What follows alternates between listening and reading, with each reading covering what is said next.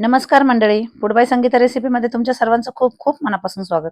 मंडळी, आज मी तुमच्यासाठी मक्याचे पोहे आणि पातळ पोहे यापासून तयार होणारा मिक्स चिवडा कसा बनवायचा याची रेसिपी घेऊन आली आहे.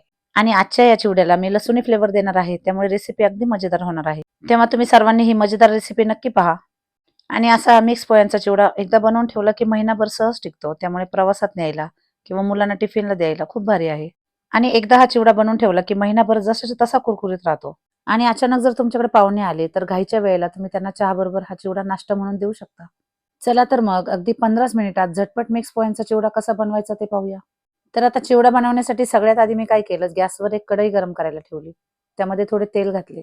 तेल चांगले कडकडीत गरम झाले की यामध्ये मक्याचे पोहे घालायचे आणि अशा पद्धतीने खालीवर करून चिवडा छान तळून घ्यायचा. आणि चिवडा छान फुलला की झाऱ्याने अशा पद्धतीने निथळून घ्यायचा आणि एका भांड्यामध्ये काढून घ्यायचा. याच पद्धतीने मिक्स चिवड्यामध्ये जेवढे आपल्याला मक्याचे पोहे घालायचे तेवढे तळून घ्यायचे. आता मक्याचा चिवडा तळून झाला आहे. यामध्ये मी 1 वाटी शेंगदाणे घातले. शेंगदाणे सुद्धा अगदी लालसर होईपर्यंत तळून घ्यायचे. हो, पण शेंगदाणे तळून घेताना गॅसची फ्लेम कमीच ठेवायची. मध्यम आचेवर मस्त खमंग होईपर्यंत शेंगदाणे तळून घ्यायचे. आता शेंगदाणे छान तळून झाले की बाजूला काढून घ्यायचे. आता यामध्ये मी काही कढीपत्त्याचे पाने घातले आहे. कढीपत्ता स्वच्छ धुवून कोरडा करून नंतर यामध्ये घालायचा. आणि अगदी कुरकुरीत होईपर्यंत कढीपत्ता तळून घेतला की तोही बाजूला काढून ठेवायचा. आता आपल्याला कढईमध्ये जे जास्तीचे तेल आहे ते काढून घ्यायचे. यामध्ये अगदी थोडे तेल ठेवायचे. आता यामध्ये मी 7 ते 8 हिरव्या मिरच्या बारीक चिरून घेतल्या, त्या घातल्या. मिरच्या सुद्धा आपल्याला छान लालसर होईपर्यंत, अगदी कुरकुरीत होईपर्यंत तळून घ्यायच्या आहे. मिरच्या छान तळून झाल्या आहेत, त्याही बाजूला काढून घ्यायच्या. आता आपल्या चिवड्याला जास्त चटपटीत चव येण्यासाठी यामध्ये भरपूर लसूण घालायचं आहे. यासाठी इथे मी एक उकळी घेतली. त्यामध्ये 3 ते 4 लसणाच्या कांड्या सोलून घातल्या. आता हा लसूण आपल्याला उकळीमध्ये बारीक करून घ्यायचा आहे. लसूण आपल्याला जास्त बारीक करायचा नाही. फक्त प्रत्येक लसणाची पाकळी चपटी होईल इतपतच आपल्याला लसूण बारीक करायचा आहे.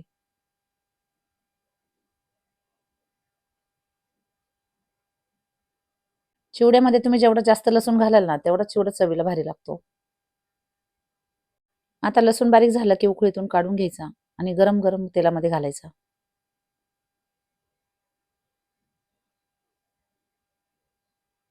आता लसूण सुद्धा आपल्याला मस्त खमंग होईपर्यंत तळून घ्यायचा आहे. अगदी लालसर होईपर्यंत हा लसूण तळून झाला की बाजूला काढून घ्यायचा. चिवडा खाताना जेवढा शेंगदाणा दाताखाली आला की चिवडा भारी लागतो ना, तसंच लसूण दाताखाली आला की चिवडा चवीला खूपच भारी लागतो. तर आता तुम्ही पाहू शकता चिवड्यामध्ये आपण खूपच कमी साहित्य घातले आहे आणि तरीही हा मिक्स पोह्यांचा चिवडा खायला एकच नंबर लागतो. आता यामध्ये मी पाव चमचा हिंग, अर्धा चमचा हळद पावडर, त्याचबरोबर 1 चमचा लाल मिरची पावडर घातली. लाल मिरची घातल्यानंतर सर्व साहित्य थोडे तेलामध्ये मिक्स करून घ्यायचे आणि मिरची तेलामध्ये छान मिक्स झाली की यामध्ये पातळ पोहे घालायचे.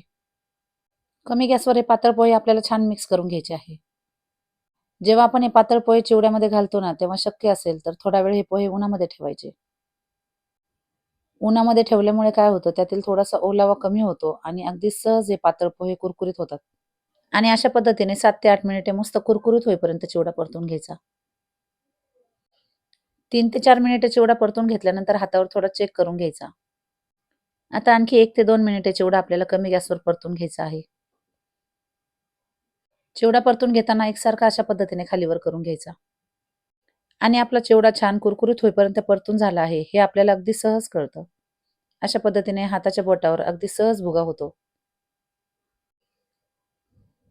तर आता तुम्ही पाहू शकता चिवड्याचा हाताच्या बोटावर अगदी सहज भुगा होत आहे, म्हणजे आपला अगदी परफेक्ट चिवडा परतून झाला आहे.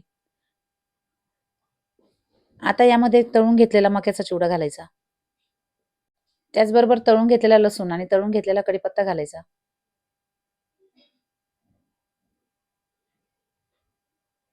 तळून घेतलेल्या हिरव्या मिरच्या आणि त्याचबरोबर तळून घेतलेले शेंगदाणे सुद्धा यामध्ये घालायचे.